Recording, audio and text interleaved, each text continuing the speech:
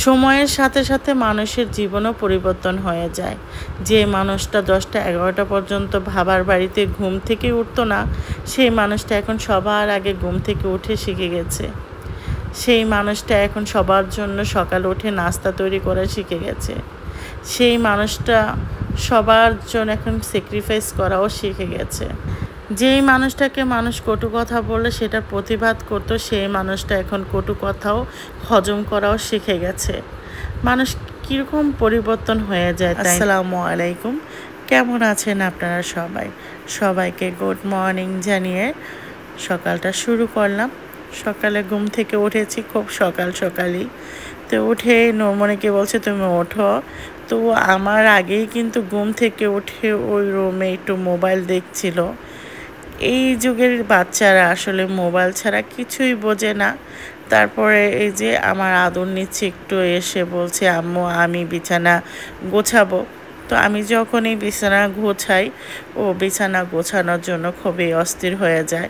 তো আজকে নূরমণিকে দিয়ে আমি বিছানা গোছাবো, যেহেতু বায়না করছে সকাল থেকেই যে আম্মু আমি আজকে তোমার বেডটা গুছিয়ে দিব। তাই বলছে ঠিক আছে গোছাও। যেহেতু ও এখন একটু বুঝতে শিখেছে, তাই অনেক কিছুতেই আমাকে হেল্প করার চেষ্টা করে। তাই আজকে আমি বলছি তুমি বেডটা গোছাও। আর এই যে দেখেন সকালে সুন্দর করে বেডগুলো গুছিয়ে নিয়েছে।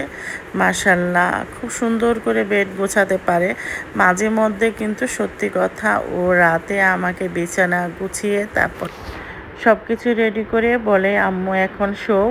তো অনেক সময় এরকম করে, যেহেতু এখন ও একটু বুঝতে শিখেছে আর কাজ কি জিনিস সেটাও বুঝেছে, মাকে কিভাবে হেল্প করবে সেটাও বুঝতে শিখেছে। তাই আমি আর বাধা দিই না, করুক। ছোটোবেলা থেকে কাজ শিখলে কিন্তু বড় হলে তার জন্য খুবই ইজি হয়ে যাবে।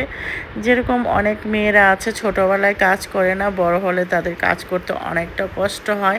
তাই আমি ওর খুশিতেই মানে সব কিছু দিই যে ও একটু না একটু শিখুক। তো চলে আসলাম আমার লাইব্রেরি রুমে। এসে এই যে সব কিছু পরিষ্কার করে নিলাম, যেহেতু আজকে ফ্রাইডে ছিল।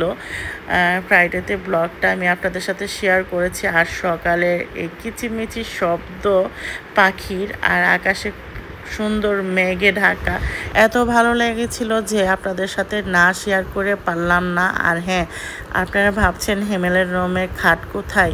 খাটটা অ্যাকচুয়ালি নাটটা ছুটে গেছে দেখে অন্য রুমে আমি শিফট করেছি। কারণ যেহেতু হিমেল বলছে মা আমার এই খাট দরকার নেই, তুমি আমাকে এমনি নিচে বিছানা করে আমি এমনিতেই ঘুমাবো। আর যেহেতু নিচে ঘুমানো পছন্দ করে, এই জন্য ভাবলাম থাক কয়দিন পরে খাট কিনবো, এখন আর কিনবো না।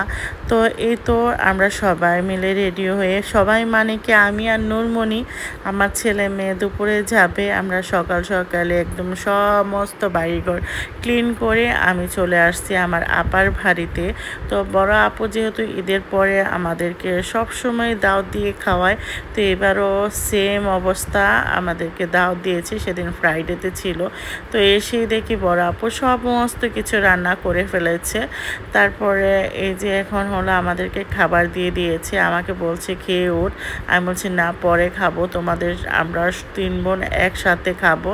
কারণ বড় বোনের হলো বিআইন আসবে, মানে বড় মেয়ের শ্বশুর শাশুড়ি আসবে, তাদের জন্য একটু সামান্য আয়োজন আর আমাদের জন্য।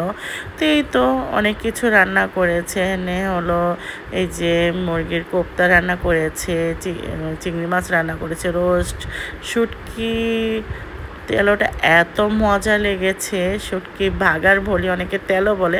তো যেটাই হোক অনেক মজা হয়েছিল আজকের খাবারটা। তারপর মা এসেছে, মাকে দিয়ে দিল।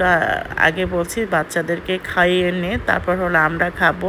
তো এই যে এখন হলো আমাদের বড় মেয়ের শাশুড়ি আর হলো জায়ের সাথে আমরা বসে পড়েছি। তো সবগুলো খাবার কিন্তু মাশাআল্লাহ অনেক মজা হয়েছিল। বেশি করে শুটকি ভাগাটা সেটা কিন্তু অনেক মজা হয়েছে। তো আমি 1 প্লেট ভাত কিন্তু শুটকি ভাগার দিয়েই খেয়ে ফেলেছি। আমি অনেক মজা করে খেয়েছি, কারণ আমি এত পোলাও খাই না। তারপরও পোলাওটা তেল কম হয়েছে, অনেক মজা হয়েছে। তো আজকের মতন এই পর্যন্তই। সবাই ভালো